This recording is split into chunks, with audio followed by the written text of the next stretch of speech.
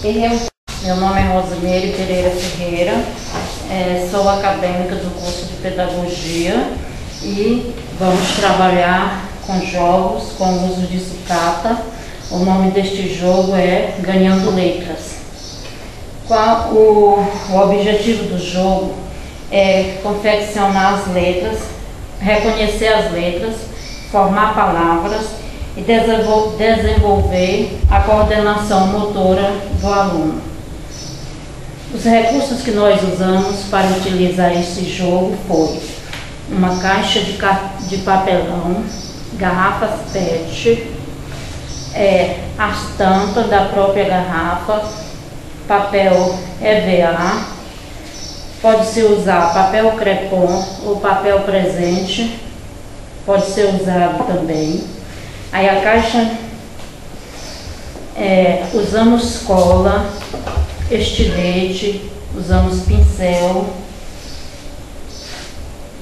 e para confeccionar esse material a gente usa uma caixa de papelão, corte mais ou menos 15 centímetros, daí passa furos em volta nela em forma de círculo para que possa encaixar as garrafas.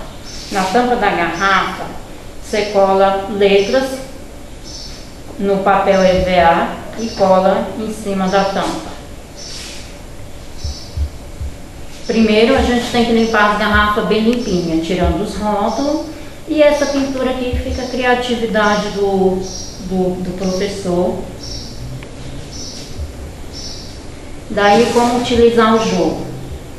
Coloca no chão, não fica, né? Para jogar, você gosta da garrafa PET, argolas,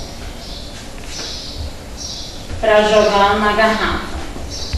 Daí, como jogar? O professor, com o giz, passa uma linha e convide os alunos para jogar. Faço 2 grupos em filas e começa a jogada. Vou chamar 2 alunos aqui para jogar. Aqui, ponto de partida, quando o professor dá o início, o aluno vai jogar agora. Na garrafa, aonde ela acertar, ela vai reconhecer a letra e daí vai formar palavras. Agora, o grupo A já pode começar. Ela acertou a letra E, então eu vou dar a letra E para ela formar a palavra. Pode formar mesmo bem no chão.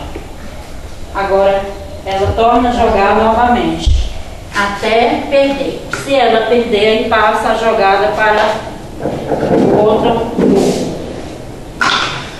Então ela errou, agora será a vez do grupo A, do grupo B. Ela não acertou, passa a vez para outra.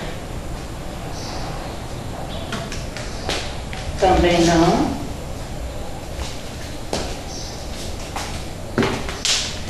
Não. Acertou a letra L.